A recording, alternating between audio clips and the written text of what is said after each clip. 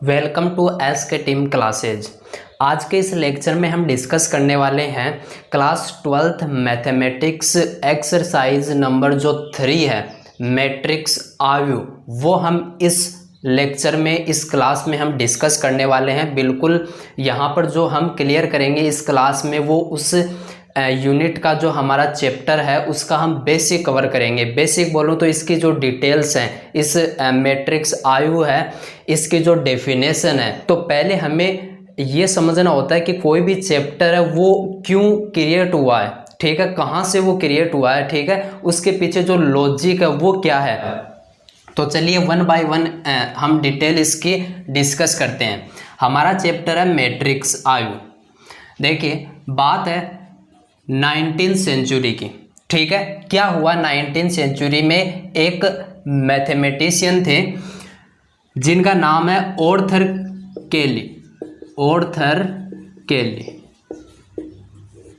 उन्होंने इसके बारे में समझाया। क्यों समझाया? उनके सामने कुछ इस प्रकार की प्रॉब्लम क्रिएट हुई, क्योंकि कोई भी ये बोल सकते हो कोई भी कॉन्सेप्ट निकल कर आता है तो उसके पीछे कोई ना कोई, जब किसी भी लॉजिक में किसी भी सॉल्यूशन के अंदर कोई प्रॉब्लम क्रिएट होती है तो उस प्रॉब्लम से क्या होता है, एक ये बोल सकते हैं कि न्यू कॉन्सेप्ट क्रिएट होता है। तो इसी प्रकार आर्थर केली के साथ हुआ। क्या हुआ इनके साथ? ये क्या कर रहे थे, ये आपकी जो बीजगणित होती है वहाँ पर कुछ समीकरणों को क्या कर रहे थे, सोल्व कर रहे थे, ठीक है। तो उन्होंने क्या किया कि जब वो इन समीकरणों को, बीजगणित में समीकरणों को सोल्व कर रहे थे, तो उस दौरान इनके पास कुछ इस प्रकार की फॉर्म क्रिएट हुई, एक आयताकार सारणी के रूप में। किस रूप में? एक आयताकार सारणी के रूप में फॉर्म क्रिएट हुई, ठीक है, जिनको इन्होंने क्या बताया, एक स्टडी के बाद में, क्योंकि ऐसे सिंपली थोड़ी बोल सकते हैं, तो एक स्टडी के बाद में इन्होंने बताया कि ये चीज़ क्या है, एक मैट्रिक्स है, ठीक है, ये एक चीज़ क्या है, मैट्रिक्स है, आयु है, ठीक है। लॉजिक समझना, वो किस प्रकार से इसको समझा रहे थे। मैंने एग्जाम्पल लिया, एक क्या एग्जाम्पल लिया इनके माध्यम से, कि मैं ये बोल सकता हूँ कि यहाँ मैंने लिया एक आपके पास सोनम, ठीक है, और एक लिया संजय। ये दो कोई भी स्टूडेंट है, ठीक है, सोनम और संजय, ठीक है। ये जो स्टूडेंट है इन्होंने क्या किया, कुछ पेन्स खरीदे और कुछ बुक्स खरीदे, ठीक है। अब जो सोनम थी इन्होंने क्या किया, 5 पेन खरीदे। कितने पेन खरीदे? 5 पेन खरीदे। और बुक इन्होंने 6 खरीदी। कितनी बुक खरीदी? 6 बुक खरीदी। और ये जो संजय थे इन्होंने क्या किया, इन्होंने 4 पेन्स खरीदे, ठीक है, और 8 बुक्स खरीदी, ठीक है। ये हमने एक डाटा क्रिएट किया है। इस प्रकार से आप और भी डाटा बना सकते हो और बहुत बड़ा भी हो सकता है, ठीक है। तो इस फॉर्म को उन्होंने क्या किया, एक सिंपल फॉर्म के अंदर कन्वर्ट कर दो। एक सिंपल फॉर्म के अंदर हमने इसको कन्वर्ट किया। तो सिंपल फॉर्म में कन्वर्ट कैसे कर सकते हो भाई? ये मैंने यहाँ पर देखो एक बॉक्स के माध्यम से इसको दर्शाया। किसके माध्यम से दर्शाया इसको? एक बॉक्स के माध्यम से मैं दर्शा रहा हूँ, देखना समझना बात को। यहाँ पर मैंने लिखा कि यहाँ पर पेन्स आएंगे, जो पेन है वो आएंगे, और यहाँ पर क्या आएंगे, बुक्स आएंगे। क्लियर है, ठीक है। और यहाँ पर ये आपके जो भी स्टूडेंट है इनके नाम है, ये आप यहाँ पर लिखा आपने सोनम, ठीक है, और ये किसके लिए? संजय के लिए। किसके लिए? संजय के लिए। तो यहाँ पर इन्होंने 5 पेन खरीदी, ठीक है, और 6 बुक खरीदे, और इन्होंने क्या किया, 4 और यहाँ पर 8 इसने बुक खरीदी, ठीक है। तो ये एक टेबल की फॉर्म में क्रिएट कर दिया। फिर यहाँ पर आप क्यों किया, टेबल की फॉर्म में इनको क्यों क्रिएट किया, इसके पीछे रीजन था कि आप इनमें डिफरेंस बता पाओ कि किसने कितना क्या खरीदा है, ठीक है। तो ये एक सिंपल फॉर्म हुई। फिर इस जो ये टेबल थी, इस सारणी का ही उन्होंने एक शॉर्ट फॉर्म और बना दिया। क्या बनाया? उन्होंने सिंपली ऐसे लिख दिया। उन्होंने क्या किया, सिंपली इस प्रकार से डिनोट कर दिया, और यहाँ पर ये स्क्वायर ब्रैकेट लगा दिया। क्या किया? ये स्क्वायर ब्रैकेट लगा दिया, जिसे आप क्या बोलते हो, दीर्घ कोष्ठक बोलते हो। क्या बोलते हो? दीर्घ, जो बड़ा कोष्ठक होता है वो इसे बोला जाता है दीर्घ कोष्ठक। और ये भी लिख सकते हो आप, जरूरी नहीं है, छोटा कोष्ठक भी लगा सकते हो, जिसे हम क्या बोलते हैं, लघु कोष्ठक बोलते हैं, ठीक है, जो स्मॉल ब्रैकेट होता है वो भी आप लगा सकते हो, या फिर जो लार्ज ब्रैकेट होता है वो भी यहाँ पर आप लगा सकते हो, कोई दिक्कत नहीं। इस फॉर्म में उन्होंने इसको कन्वर्ट कर दिया कि ये जो आपके 5 और 6 ये किन के लिए हैं, सोनम के लिए, और ये संजय ने जो पेन और बुक्स खरीदे हैं वो हैं ये 4 और 8, जो नीचे हमने एक टेबल के जरिए इसको मेंटेन कर दिया यहाँ पर। अब देखिए आपको पता होगा, अब जब हम कोई लाइन बनाते हैं, ठीक है, या फिर कुछ टेबल वगैरह ड्रॉ करते हैं, तो उसमें आपने देखा होगा कि वहाँ पर क्या क्या होते हैं। मैं वर्ड लिख रहा हूँ यहाँ पर, एक तो होती है पंक्ति, वहाँ पर पंक्तियाँ होती है, ठीक है, जिन्हें हम क्या बोलते हैं, रो। क्या होती हैं, पंक्तियाँ होती हैं, और क्या होते हैं उसमें, स्तंभ होते हैं, ठीक है, क्या होते हैं, स्तंभ होते हैं, जिसे हम बोलते हैं कॉलम, ठीक है। तो ये दो चीज होते हैं जब हम टेबल क्रिएट करते हैं, पंक्ति और स्तंभ, रो और कॉलम वहां पर आपके पास होते हैं। तो आपको पता होगा जो पंक्ति होती है वो इस प्रकार से होगी, जैसे ये पंक्ति है, ये पंक्ति है, इस प्रकार से जो क्षैतिज रूप में आगे मेंटेन हो रही है वो क्या है, पंक्ति है। तो ये आपके पास पंक्ति है, कंप्लीट पंक्ति, 1 फिर 2 फिर 3, तो ये रो को डिनोट करा है, इसमें 3 रो हैं। फिर आप देखोगे कि स्तंभ, स्तंभ का मतलब क्या है, जो खड़ा हुआ है, ये स्तंभ, या समझ सकते हो आप यहाँ से। जो कॉलम है तो ये 1 2 और 3, ये भी कितने हैं, 3 है, ठीक है। तो यहाँ पर आप देख सकते हो कि यहाँ पर ये क्या चीज़ है, तो आप बोलोगे रो है। क्या है, रोज है। ये कितने हैं, 2 आपके पास है यहाँ रो, ठीक है, एक ये रही और एक ये रही, 2 पंक्ति इसके अंदर है। फिर आपने क्या देखा, स्तंभ को देखा, तो ये आपके पास क्या है, 2 स्तंभ है, ठीक है, ये क्या है, 2 स्तंभ आपके पास। क्लियर हुआ। तो पंक्ति और स्तंभ यहाँ पर, ये वर्ड मैंने यहाँ पर क्यों बताए भाई, आपने नॉर्मली सुना है पंक्ति और स्तंभ, आपको पता होगा, ठीक है। तो पंक्ति और ये स्तंभ है, ये वर्ड मैंने क्यों बताए, क्योंकि ये जो आपका चैप्टर है मैट्रिक्स, इसमें आपको ये 2 वर्ड बहुत देखने को मिलेंगे, पंक्ति और स्तंभ, ठीक है। तो इनको आपको समझना जरूरी होता है कि कौन से पंक्ति होते हैं, कौन से स्तंभ होते हैं। क्लियर हुआ। अब ये जो इसने इस टेबल फॉर्म को ऐसे कन्वर्ट किया है, इसको क्या बोला, मैट्रिक्स बोला। क्या बोला, मैट्रिक्स बोला, कि ये जो फॉर्म, इसको सिंपल फॉर्म में हमने कन्वर्ट किया है, वो क्या है, एक मैट्रिक्स है। तो उन्होंने कहा कि इसमें ये जो आपको नंबर दिख रहे हैं, ठीक है, इसको उन्होंने बताया कि ये जो नंबर हैं, ये नंबर क्या है, इनको एक नाम दे दिया कि ये है इस सारणी के अवयव, एलिमेंट्स। ये क्या है, अवयव हैं। क्लियर हुआ इतना। यानी आप बता सकते हो कि आपको यहाँ पर मैंने 3 वर्ड समझे हैं, एक तो रो, कॉलम और अवयव, एलिमेंट्स। ये 3 वर्ड आपके बहुत काम में आने वाले हैं चैप्टर में आगे। ये इसका था बेसिक। अब देखिए यहाँ पर क्या आता है, आप बताइए कि यहाँ पर इसका डेली लाइफ से रिलेटेड और क्या यूज हो सकता है, किसका, मैट्रिक्स का। ये एक नॉर्मली आप एग्जाम्पल के जरिए समझ सकते हो कि किस प्रकार से इस मैट्रिक्स को क्रिएट किया गया, किस प्रकार से ये एक चैप्टर बना, ठीक है, एक कॉन्सेप्ट बना। तो मैट्रिक्स के बारे में मैंने आपको बताया। अब देखिए इसमें आपके पास कॉन्सेप्ट आता है कि इसका यूज क्या है फिर, ठीक है, इसको डेली लाइफ में हम कैसे रिलेट करते हैं, किस प्रकार से यूज करते हैं, तो वो मैं आपको बताना चाहूँ। इसके यूज आप नॉर्मली देखते हैं कि जब हम ग्राफ ड्रॉ करते हैं, क्या करते हैं, ग्राफ ड्रॉ करते हैं, या फिर मैं ये बोलूँ कि कोई भी इंजीनियर है वो क्या बनाता है, मॉडल बनाता है। क्या बनाता है, वो मॉडल बनाता है। तो उस दौरान ये मैट्रिक्स एक अहम भूमिका निभाती है, क्योंकि वहाँ पर जब ग्राफ बनाए जाते हैं तो वहाँ पर कितने बाई कितने का ये ग्राफ बन रहा है, वो यहाँ पर आपको कॉन्सेप्ट देखना होता है कि उसमें कितने कॉलम हैं, कितने उसमें रो है, कितनी पंक्तियाँ और कितने स्तंभ है, ये वहाँ पर देखना होता है, ठीक है। तो ये वहाँ पर बहुत ही ग्राफ और जो भी मॉडल वगैरह बनाए जाते हैं, इनमें बहुत अहम भूमिका निभाती है जो मैट्रिक्स होती है आपकी, ठीक है। तो ये बात आप आसानी से यहाँ समझ सकते हो कि मैट्रिक्स है ये एक्चुअल में होती क्या है।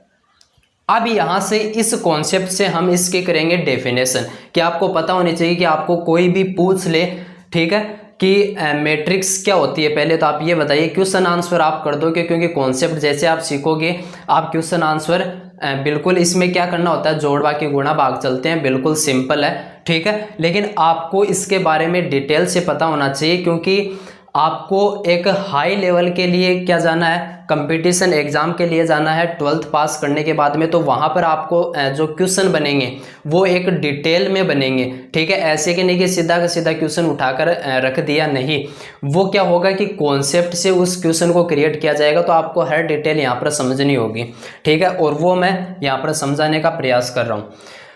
तो आपको यहाँ पर आप बात आनी चाहिए कि मैट्रिक्स की डेफिनेशन क्या होती है। तो मैट्रिक्स की डेफिनेशन मैंने आपको बता दी है, जी हाँ मैंने आपको बता दी है। आप यहाँ से क्या कर सकते हो, बना सकते हो। इसकी डेफिनेशन कैसे बना सकते हो समझना, ये आप नोट कर सकते हो, यहाँ से कोई दिक्कत नहीं होगी इसमें। मैं यहाँ पर इसकी डेफिनेशन को मेंशन कर रहा हूँ, आप देखना ध्यान से। इसकी डेफिनेशन, परिभाषा क्या होती है समझना। परिभाषा बनाना चाहो तो यहाँ से बनाओगे। देखो ये हमने एक आयताकार फॉर्म में इसको कन्वर्ट किया। जरूरी नहीं है ये आपके पास इतने ही आपने खरीदे हों, आगे भी आपने और चीज़ें खरीदे तो उसके लिए और क्या आ जाएंगे, इसमें अवयव आ जाएंगे और इसके अंदर एलिमेंट्स इंक्लूड हो जाएंगे, और आप कैसी भी मैट्रिक्स बना सकते हो जिस प्रकार से मैंने यहाँ पर बनाई। तो हमने एक आंकड़ा लिया 5, ये 6, और आगे इसने और कुछ यहाँ पर खरीदा, तो उसके लिए जैसे बैग इसने खरीदा, ठीक है, तो इसने 1 बैग खरीदा, इसने 2 बैग खरीदे, ये हमने एग्जांपल ले लिया। तो यहाँ पर मैं लिख देता हूँ 1, तो इसको आगे भी बढ़ा सकते हो, कोई दिक्कत नहीं है, वो मेंटेन करेगा, ठीक है। यहाँ पर 4 लिख दें, यहाँ पर 8 लिख दिया, यहाँ पर 2 लिख दिया, ठीक है। तो इस प्रकार की भी बन सकती है, जरूरी नहीं इसमें 4 ही एलिमेंट हो, 4 ही अवयव हो, ऐसा भी नहीं है कि कितने भी अवयव हो सकते हैं, वो जरूरी नहीं है। तो यहाँ पर आप इसको आगे भी बना सकते हो, ठीक है। तो ये बात आपको क्लियर हो गई। तो इसकी डेफिनेशन पे चलते हैं। ये जो आपकी मैट्रिक्स है क्या होती है समझना ध्यान से। यदि मैं यहाँ पर लिखूं इफ, यदि, इसके डेफिनेशन पर जा रहे हैं, यहाँ से बनाएंगे। देखो और तो मैं बोल सकता हूँ कि मैंने एक वर्ड यहाँ पर नाम दिया है अवयव, ठीक है, यानी एलिमेंट्स इसके अंदर आए। तो वो एलिमेंट्स क्या आ सकते हैं इसके अंदर, आप कहोगे नंबर आ सकते हैं, जरूरी नहीं है। हमने तो यहाँ पर एक एग्जाम्पल के थ्रू देखा है, यहाँ पर नंबर आएंगे। तो यहाँ पर मैं मेंशन कर रहा हूँ, देखो यदि संख्याओं, यानी नंबर आ सकते हैं, ओब्लिक लगाया मैंने, यहाँ पर आपके पास क्या आ सकता है, सिंबल आ सकते हैं, क्या आ सकते हैं, सिंबल्स आ सकते हैं, यानी संकेत भी आ सकते हैं कि यहाँ पर आपके पास स्टार लगा हुआ, कुछ भी किसी भी प्रकार से कन्वर्ट होके आ सकता है, यानी सिंबल भी यहाँ पर आ सकते हैं, कुछ ABC की फॉर्म में आ गए, ठीक है। उसके बाद में यहाँ पर फंक्शन भी आ सकते हैं, फलन भी आ सकते हैं, क्या आ सकते हैं, फंक्शन जो फलन होते हैं। फलन कौन से, जैसे x आ गया, x² + 1 आ गया, या फिर यहाँ पर आपके पास इसको आप ऐसे भी लिख सकते हो, sin थीटा आ गया, cos थीटा आ गया, ठीक है। यानी यहाँ पर आपके पास क्या आ सकते हैं, फंक्शन भी आ सकते हैं, कोई भी एल्जेब्रिक फंक्शन आ सकता है, ट्रिग्नोमेट्रिक फंक्शन आ सकता है, कोई भी XYZ, तो फंक्शन आ सकते हैं। तो यदि संख्याओं, सिंबल्स, फंक्शंस यानी फलन, संकेत को एक सारणी, किसमें, एक सारणी में, यहाँ पर थोड़ा सा इसमें आप क्या कर सकते हो, देखो ऐसे, यदि संख्याओं, संकेत, फलन के एक निकाय को, ये सूटेबल होगा, एक निकाय। निकाय का मतलब क्या है कि ये पूरा यहाँ पर जो कंटेंट मैंने लिखा है, ये जितना भी, ये क्या है, एक निकाय होता है, एक सिस्टम होता है। तो यदि संख्या, सिंबल, फंक्शन एक निकाय को सारणी में, टेबल की फॉर्म में, सारणी में व्यवस्थित कर दिया जाए, सारणी में व्यवस्थित कर दिया जाए, व्यवस्थित कर दिया जाए, तो इस प्रकार बनी आयताकार सारणी, आयताकार फॉर्म में ले सकते हो, वर्गाकार भी हो सकती है, कोई दिक्कत नहीं है, लिया जाए तो इस प्रकार बनी आयताकार। ये वर्ड दिया गया था स्टार्टिंग में, जो ऑर्थर केली थे उन्होंने ये वर्ड दिया था आयताकार सारणी, तो हम वो ही लेकर चल रहे हैं यहाँ पर, ठीक है। इसकी जो डेफिनेशन है उसमें यही मेंशन है, आयताकार सारणी। सारणी में व्यवस्थित कर दिया जाए तो इस प्रकार बनी आयताकार सारणी को क्या बोलते हैं, मैट्रिक्स। क्या बोलते हैं, मैट्रिक्स। आयु बोलते हैं, क्या बोलते हैं, आयु कहते हैं, तो ये इसकी क्या हो गई, डेफिनेशन हो गई। आप इसको आसानी से समझ सकते हो, हमने बिल्कुल इसको रटा नहीं, इसकी डेफिनेशन आपको यहाँ पर इसी क्लास के दौरान याद हो गई होगी, ठीक है। तो ये इसकी डेफिनेशन थी। अब बात आती है कि किस प्रकार से हम एक सारणी को बनाते हैं, किस प्रकार से उसको लिखेंगे, ठीक है, जो हमारे सिलेबस में उस अकॉर्डिंग हम चलते हैं। तो यहाँ पर मैंने क्या किया, समझना ध्यान से। अब इसका मैं बोलूँ कि नोटेशन किस प्रकार से करेंगे, नोटेशन मतलब इसको किस प्रकार से प्रदर्शित किया जाएगा, नोटेशन।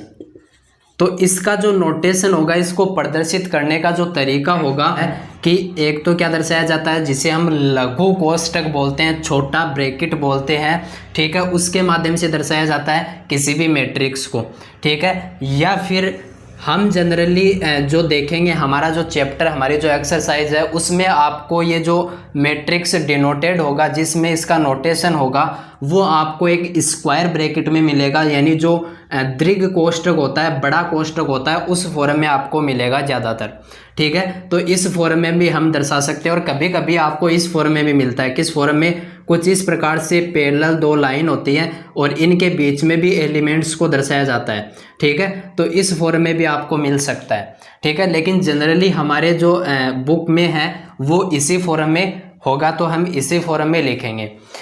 अब क्या इसको सिंपली ऐसा लिखा जाता है, नहीं।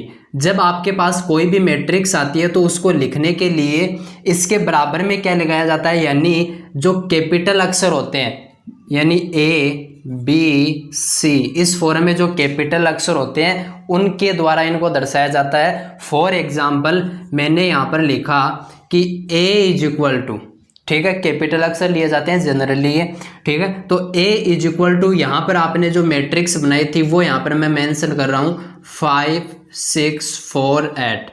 तो ये a इज इक्वल टू, ये आपकी मैट्रिक्स है। तो ये किसी भी मैट्रिक्स को डिनोट करने का तरीका होता है, उसको प्रदर्शित करने का तरीका होता है। तो आपको पता चल गया होगा कि मैट्रिक्स को हम इस फॉर्म में लिखेंगे, ठीक है। इसके अंदर कितने भी अवयव आ सकते हैं। तो ये बात आपको समझ में आ गई होगी कि इसका नोटेशन किस प्रकार से होता है। क्लियर हो गया होगा ये पॉइंट। अब आता है कि जो इसका क्रम होता है, ऑर्डर होता है, इसकी जो कोटि होती है, उस पर बात करने वाले हैं हम। आप इस डेफिनेशन को, इस कॉन्सेप्ट को नोट डाउन कर सकते हो, ठीक है। और हम नेक्स्ट स्लाइड में बढ़ने वाले हैं। मैट्रिक्स की डेफिनेशन को हमने कवर किया है अभी। अब हम इसका जो नेक्स्ट स्टेप पर बढ़ने वाले हैं वो हमारे पास आता है कि जो आयु की कोटि, ये क्या चीज़ होती है, इसको भी हम डिटेल से समझने वाले हैं कि जो आयु की कोटि होती है वो क्या होती है। यानी इसको बोलते हैं order of matrix, order of matrix इसको बोला जाता है। क्या होता है इसको समझेंगे। देखिए आपको यहाँ पर ये वर्ड मेंशन होगा, इसमें कोटि क्या होता है इसको समझना। देखो एक बार क्या हुआ था कि ये जो कोटि वर्ड नहीं दिया गया था, और उस क्वेश्चन में क्या पूछा था कि इस आपको आयु दिया गया था और बोला गया था कि आयु का क्रम बताइए। तो ये जो कोटि है इसको क्रम भी बोला जाता है। और वो जो स्टूडेंट था क्वेश्चन कर रहे थे, उनको ये वर्ड नहीं पता था कि इसको क्रम भी बोलते हैं, ठीक है। उनको यही पता था कि इसको कोटि बोलते हैं, क्योंकि हमारी जो बुक होती है उसमें भी जनरली वर्ड होता है कोटि, ठीक है। तो ये क्रम वाला ध्यान नहीं था, तो वहाँ से नंबर कट गए थे। और यही उसकी जो मिस्टेक थी वो मैट्रिक्स वाले टॉपिक में हुई थी, बाकी उसके क्लियर पूरे नंबर आए थे। तो यहाँ पर ये जो वर्ड है ये भी आपको याद रखना है, यानी हर चीज़ आपको यहाँ पर याद रखनी है कि आयु की कोटि या फिर क्रम, दोनों आपको पूछ सकता है। वो कोटि या फिर क्रम एक ही बात है, जिसे हम क्या बोलते हैं, ऑर्डर, यानी उसका ऑर्डर क्या है। तो क्या चीज़ होती है ये समझना। मैंने आपको बताया कि जो मैट्रिक्स होती है उस मैट्रिक्स में क्या होता है, रो होती है, ठीक है। अब इन रो को हम प्रदर्शित कर रहे हैं जनरली एम से, स्मॉल एम से, ठीक है। उसमें जो रो होती हैं यानी जो पंक्ति होती हैं उसको स्मॉल एम से डिनोट कर रहे हैं। और जो कॉलम होते हैं, जो कॉलम होते हैं उनको हम डिनोट कर रहे हैं स्मॉल एन से। किससे कर रहे हैं, स्मॉल एन से। यानी आपको जनरली जब देखने को मिलेगा बुक में, वो रो एम और कॉलम एन आपको फॉर्मेशन मिलेगा। तो रो और कॉलम को एम गुणा एन, क्या किया है मैंने, m गुणा n, ये जो लिखा है यानी जो m है वो क्या है, पंक्ति है, और n है वो क्या है, स्तंभ है। तो ये जो पंक्ति और स्तंभ यहाँ पर ये मल्टीप्लाई का जो चिन्ह लगा हुआ है, इसका यहाँ पर मीन्स नहीं है मल्टीप्लाई की, ये दोनों मल्टीप्लाई हो रहे हैं, नहीं, ये एक इसको लिखने का तरीका है। तो ये जो m गुणा n लिखेंगे इसको बोलेंगे कि ये क्या है, आयु की कोटि है, ये क्या है, आयु की कोटि है। तो ये m गुणा n किस प्रकार से डिनोट करेंगे अभी आपके समझ में आ जाएगा। देखिए हमने एक मैट्रिक्स का एग्जाम्पल लिया, कुछ इस फॉर्म में हमने लिखा कि A इज इक्वल टू, हमारे पास कोई मैट्रिक्स है, क्या मैट्रिक्स है, 5 3 6 6 4 -2, यानी ये भी आवश्यक नहीं है कि यहाँ पर जो नंबर आएंगे वो पॉजिटिव ही आएंगे, नहीं, यहाँ पर जो नंबर हैं वो नेगेटिव भी आ सकते हैं। यानी यहाँ पर मैं बात करूँ कि जो अवयव आएंगे, जो एलिमेंट्स आएंगे, ठीक है, वो मैंने आपको बताया कि नंबर आ सकते हैं, ठीक है, सिंबल आ सकते हैं, और क्या आ सकते हैं, वो कोई फंक्शन आ सकता है, क्या आ सकता है, कोई फंक्शन आ सकता है। और जो अवयव होगा वो दो पार्ट में आपके पास आएगा, या तो वो रियल नंबर हो सकता है वो भी आ सकता है, और या फिर इमेजिनरी यानी वास्तविक संख्या और काल्पनिक संख्या दोनों यहाँ पर आ सकती हैं। काल्पनिक में क्या आता है, जो आप 11th में पढ़ते हो कॉम्प्लेक्स नंबर, सम्मिश्र संख्या, वो भी यहाँ पर आ सकती है। तो यहाँ पर आपके पास जो अवयव आएगा वो आपके पास रियल भी हो सकता है और इमेजिनरी भी हो सकता है, वास्तविक हो सकता है या काल्पनिक भी हो सकता है। तो A इज इक्वल टू हमारे पास ये मैट्रिक्स हमने ली है। अब देखिए मैंने क्या बताया कि ये जो लिखने का तरीका है कोटि को, ये हमारे पास लिखने का तरीका होता है, ठीक है। तो ये जो लिखने का तरीका है इसको मैंने बताया कि पंक्ति गुणा स्तंभ आप लिखते हो, तो यहाँ पर गुणा का मतलब ये नहीं है कि इसको मल्टीप्लाई करना है, नहीं, ये एक लिखने का तरीका है। तो यहाँ पर पहले आपको क्या मेंशन करना है, पंक्ति। तो आप चेक कीजिए कि यहाँ पर पंक्ति कितनी है, ठीक है। तो आपको पता होगा कि पंक्ति हम इस प्रकार से गिनते हैं। तो इसमें कितनी पंक्ति है, देखो एक पंक्ति और दो पंक्ति, कितनी पंक्ति आ रही है, इसमें दो पंक्ति आ रही है, एक तो ये रही और एक ये रही, ठीक है। तो पहले हम लिखेंगे पंक्ति, और इस जो कोटि आएगी इसको कहाँ लिखेंगे, न तो यहाँ ऊपर लिखेंगे, न यहाँ, न यहाँ, इसको लिखेंगे यहाँ पर, कहाँ पर लिखेंगे इसको, यहाँ पर नीचे लिखेंगे, ये यहाँ पर इसको लिखने का तरीका होता है। तो पहले हम लिखेंगे पंक्ति। पंक्ति यहाँ पर आपने देखी तो एक ये रही और एक ये रही, कितनी पंक्ति है, इसमें कितनी रो है, तो आप बोलोगे दो। इसको हमने बोला कि R1 और ये R2, रो मतलब R यहाँ से लिया गया है R1 और इसको बोल दिया R2। तो यहाँ पर आपके पास पंक्ति कितनी हो गई, दो। आपने किसका चिन्ह लगाया, गुणा का चिन्ह लगाया, तो दो गुणा, ठीक है। फिर आपने देखा स्तंभ, तो एक दो और एक ये रहा तीन, कितने स्तंभ है, तीन स्तंभ है। यानी इसको बोला मैंने, एक ये रहा स्तंभ, एक ये स्तंभ रहा और एक ये स्तंभ रहा। स्तंभ कॉलम, कॉलम मतलब C1 इसको बोल दिया, C2 इसको बोल दिया और C3 इसको बोल दिया, ठीक है। तो इसमें कितने हैं, तीन। तो ये जो आपकी मैट्रिक्स है ये कितने बाई कितने की है, तो 2 गुणा 3 की है, कितनी है, 2 गुणा 3 की है, ठीक है। तो ये इसको लिखने का तरीका होता है। यानी ये जो कोटि होती है वो क्या होता है, पंक्ति और स्तंभ होता है, जिनको इस प्रकार से लिखा जाता है। तो आपको ये पूछा जाए कि ये ए मैट्रिक्स है, इस मैट्रिक्स का ऑर्डर कितना है, इसका क्रम कितना है, इसकी कोटि कितनी है, तो आपको इस प्रकार से बताना है कि इसकी जो कोटि है वो कितनी है, 2 गुणा 3, 2/3 की है। जिस प्रकार से आप देखो सिंपली समझ सकते हो, हमारा जो रूम होता है उसमें भी जो नॉर्मली बोला जाता है वो किसी इस प्रकार से बोला जाता है। मान लीजिए इसकी जो लंबाई है वो 18 मीटर में है, और ठीक है, और यहाँ पर हमने मान लिया कि ये 20 मीटर में है। तो इसको क्या बोलेंगे, 18 गुणा 20, क्या बोलेंगे इसको, 18 गुणा 20, यानी 18/20 का ये क्या है, रूम है, क्या है ये, रूम है। 18 गुणा 20 सिंपली इसको लिखते ऐसे हैं, पर बोलते हैं इसको ऐसे हैं कि 18/20 का है ये, ठीक है। तो उसी प्रकार से हम यहाँ पर क्या करेंगे, इस मैट्रिक्स की जो कोटि है उसको डिनोट करेंगे। तो ये बात आपको समझ में आ गई होगी। अब देखिए इसकी जो स्टैंडर्ड फॉर्म बनती है जो इसकी स्टैंडर्ड फॉर्म बनती है वो किस प्रकार से नोट की जाती है, क्योंकि आपके पास जो क्वेश्चन आएंगे उसमें सिंपली डायरेक्ट आपके पास क्या जाती है, इसके स्टैंडर्ड फॉर्म में लिखे हुए यहाँ पर जो एलिमेंट्स हैं वो आ जाते हैं। कैसे आएंगे समझना, आपके पास कुछ इस प्रकार से आएगा। देखो इसकी जनरल फॉर्म हम क्रिएट कर रहे हैं। यहां पर आपके पास एलिमेंट लिखा जाएगा, ये ए मैट्रिक्स आप लेकर चल रहे हो, ठीक है। तो यहां पर हमने जो एलिमेंट्स लिखा वो हमें नहीं पता, हमने मान लिया कि ए है, तो उसको यहां पर लिखने का, यहां पर जो एलिमेंट्स आपके पास आएगा उसको लिखेंगे A11 यानी A11, A11 यहाँ पर आ गया। फिर यहाँ पर थोड़ा स्पेस छोड़कर लिख देंगे 12, ठीक है। इस प्रकार से ये चलेगा, इसमें कितने भी अवयव आ सकते हैं, 13, A14, ठीक है। इस प्रकार से यहाँ पर अवयव चलेंगे। उसके बाद में नीचे भी इसी प्रकार से चलेंगे, ये 11, 12, 13, 14 इस प्रकार से चलेंगे। और फिर नीचे क्या आएगा, 21, 21, A22, A23, A24 इस प्रकार से चलेंगे, ठीक है। इस प्रकार से इसके अंदर आएंगे और ये भी यहाँ तक इसी प्रकार चलेंगे आगे की ओर। तो यहाँ पर मैं क्या लिख सकता हूँ, देखो इसको आगे मेंशन करेंगे। देखो यहाँ पर एक है, एक सभी में आ रहा है ना, तो एक तो इसके साथ ले लिया। चेंज कौन हो रहा है, अगला जो नंबर है वो चेंज हो रहा है, 1, 2, 3, 4, तो मैंने ले लिया ए, क्या है ये पंक्ति है, तो पंक्ति को हम किससे डिनोट कर रहे हैं, एम से। तो यहाँ पर मैंने लिख दिया 1 × m, ठीक है। यानी इसमें इतने एलिमेंट्स है, m तक एलिमेंट्स है, वो m हमें नहीं पता है। m यहाँ पर क्या चीज़ है, तो m यहाँ पर है 1, 2, 3 और इसी प्रकार से चल रहा है वो, ठीक है। जितने भी एलिमेंट्स हैं वो क्लियर हुआ।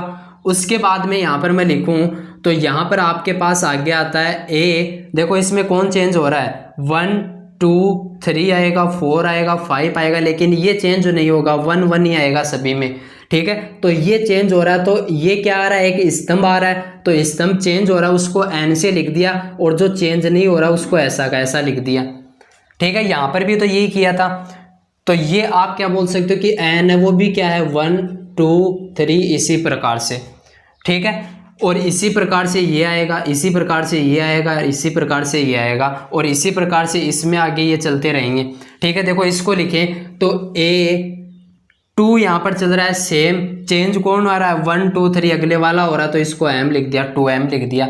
इसको लिखें, स्तंभ वाले को लिखे तो A चेंज कौन हो रहा है, पहले वाला हो रहा है, तो उसको क्या लिख दिया, n लिख दिया। जो चेंज नहीं हो रहा उसको ऐसा का ऐसा लिख दिया, ठीक है। इसी प्रकार चलेंगे तो यहाँ पर जो लास्ट आपके पास आएगा वो क्या आएगा, उसमें दोनों चेंज होंगे, यानी m भी आएगा और n भी आएगा, m भी आएगा और n भी आएगा उसमें। तो इसमें कितने एलिमेंट्स होंगे, mn एलिमेंट्स होंगे। तो आपको ये पूछा जाए कि ये आपके पास मैट्रिक्स है, कोई भी आपके पास मैट्रिक्स है, उसमें अवयव की संख्या बताइए कि उसमें अवयव की संख्या कितनी है, और आपको ये बता दिया जाए कि उसमें पंक्ति इतनी है और स्तंभ इतने, ठीक है। तो आप उसको क्या लिखोगे, m × n, अब मल्टीप्लाई कर दोगे।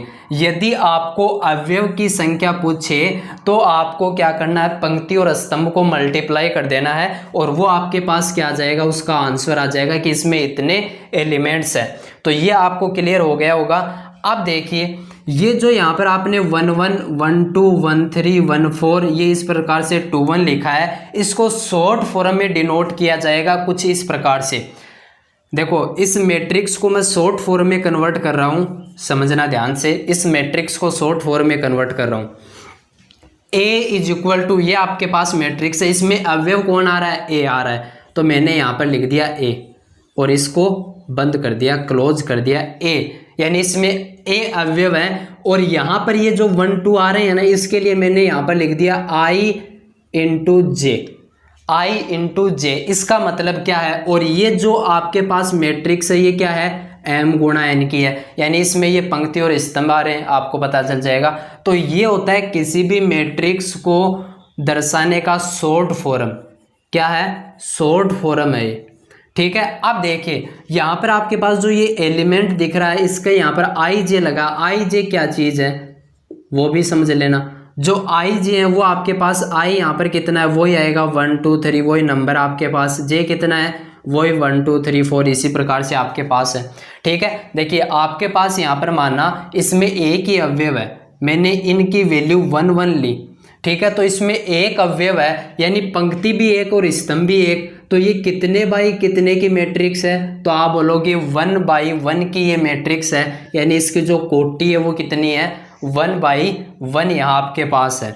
ठीक है, तो ये मैंने आपको यहाँ पर बताया, इसको शॉर्ट फॉर्म में किस प्रकार से लिखते हैं वो मैंने आपको यहाँ पर तरीका बताया। क्लियर हुआ इतना? ठीक है, तो आप किसी भी प्रकार ये बता सकते हो कि उसमें अवयव की संख्या कितनी है कि उसके पंक्ति और स्तंभ को मल्टीप्लाई करके, और आप उसका शॉर्ट फॉर्म बना सकते हो, आपके पास शॉर्ट फॉर्म आता है। ठीक है, उससे आप मैट्रिक्स बना सकते हो जो हमने यहाँ पर बनाई है, और मैट्रिक्स से शॉर्ट फॉर्म बना सकते हो। क्लियर है? अब इसके बाद में आता है कि जो मैट्रिक्स होती है, क्या कोई दो मैट्रिक्स आपके पास ऐसी आ गई जो इक्वल हो सकती है, तो उस कॉन्सेप्ट पर हम बढ़ने वाले हैं, आप इनको नोट डाउन कर सकते हो। चलिए नेक्स्ट कॉन्सेप्ट पर बढ़ते हैं जो हमारे पास है कुछ इस प्रकार से। कॉन्सेप्ट क्या है कि आयु की समानता। आयु की समानता, समानता का मतलब यहाँ पर क्या होगा वो समझना आप।